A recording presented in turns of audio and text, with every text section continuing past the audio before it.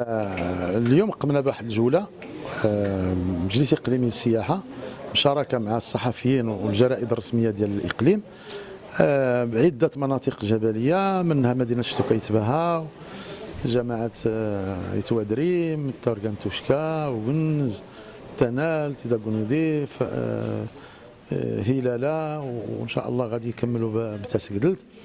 وهاد الجوله هذه راهي كتزخر بالتعريف ديال الاقليم ديالنا، وكنوقفوا على بعض المنشآت السياحيه اللي هما تضروا من هذه الجائحه اللي المغرب قطع فيها واحد الشوط. ان شاء الله الرحمن الرحيم راه قربنا نكملوا هاد التطعيم ديال المواطنين ديالنا بمجهودات ديال سيدنا والحكومه ديال سيدنا.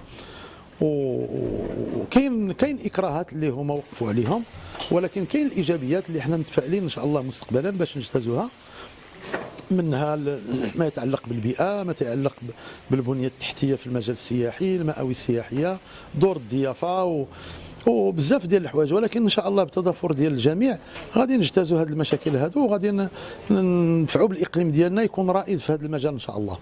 ضمن الاقليم العديد من المواقع الاثريه والتاريخيه، وكذا النقوش الصخريه، اضافه مخازن الجماعيه، ايجادات والقصبات، وكثيرا من المرتفعات الجبليه والسهول، بالاضافه الى منتزه سوسمسا الغني بتنوعه الطبيعي. كما يضم الاقليم فضاءة طبيعيه لممارسه رياضه المشي وركوب الدراجات الهوائيه والرياضات الميكانيكيه والمائيه وتسلق الجبال.